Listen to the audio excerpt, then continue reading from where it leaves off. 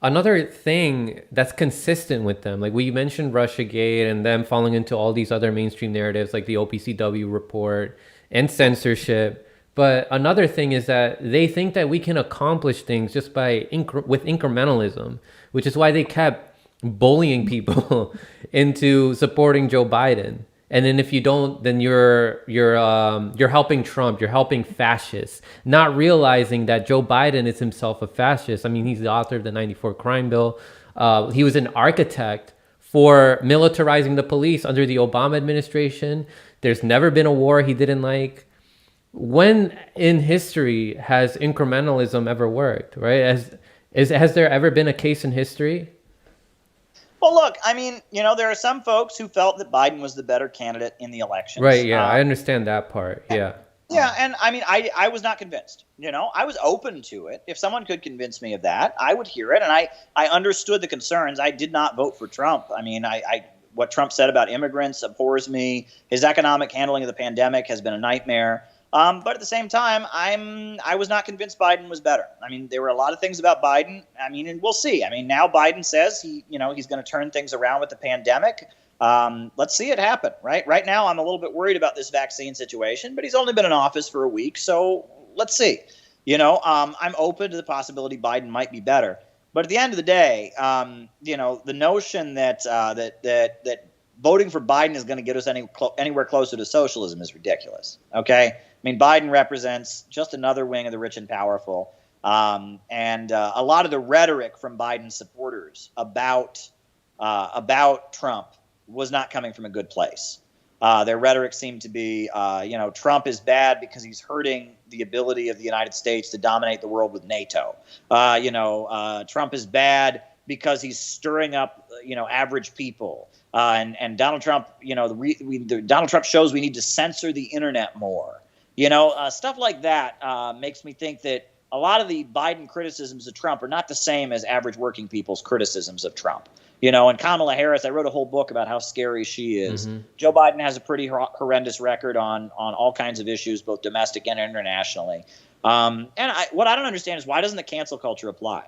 We're supposed to cancel Jimmy Dore because he talked to some anarchist kid, anarcho-libertarian kid, whatever. Joe Biden voted for the Iraq War that killed millions of people, right? Kamala Harris tried to execute a man who was innocent and block DNA evidence that would have gotten him, freed. Kamala Harris tried to kill somebody, right? That's attempted murder in my book, right? I mean, if you have evidence that could acquit somebody and you try to prevent it from being put forward because they'll get the death penalty, that's attempted murder, right? Telling us there's weapons of mass destruction when there weren't any, and justifying a war that then kills millions of people, that's pretty murderous in my book. So I don't understand, why are you not canceled for associating with Biden or canceled for associating with Kamala Harris, but we're supposed to cancel Jimmy Dore for talking to some kid with like funny right-wing ideas? I don't get it. Get it. But I do get it, actually. They're foot soldiers of the same wing of the ruling class that Biden's a foot soldier for at the end of the day. And that's why a lot of this anti-fascism is cheap. It's very, very cheap. Look, fascism itself is a mass movement of violence and terror.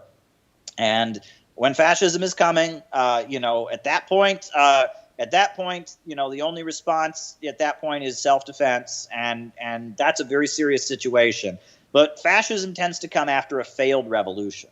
Fascism is like the last resort of the ruling class when there's a danger of socialist revolution on the horizon. There is no danger of socialist revolution in the United States right now, right? The socialist movement is so confused and doesn't know what it stands for. Germany had a revolution in 1918 that failed, and the communists were still massive, and then fascism came. Spain, they had a mass revolution that overthrew the monarchy, and the communists were in a coalition government, and so fascism crushed the coalition government. Italy, after World War I, had a massive revolution that failed, and Mussolini came in there. The ruling class of the United States doesn't really need fascism right now, I can tell you that much. They might want a more authoritarian state, but Biden probably wants that too. Right? I don't think Biden's opposed to that. He wants the internet more censored. And in fact, because Trump's wing is the weaker wing of the ruling class, they tend to be more civil libertarian. I think Biden, at this point, has positioned himself to want a more authoritarian police state than Trump. Yes, it's possible that different sections of the ruling class want more authoritarianism. That is not what fascism is. Fascism is a mass movement of violence and terror and mass destruction to save capitalism. It is the seizing of power by one wing of the ruling class, viciously crushing other wings of the ruling class. That's not happening here, right? There's elements of it, and coming from both sides. Honestly, I think there's a lot of Silicon Valley fascism. Honestly, and I think that there's fascism coming from the Biden wing of things as well. Honestly, I mean, if you look at what Silicon Valley believes and Malthusianism and the social engineering stuff, there's a fascistic edge to both wings of the ruling class. Neither of them are on the brink of taking power and instituting a fascist state, though.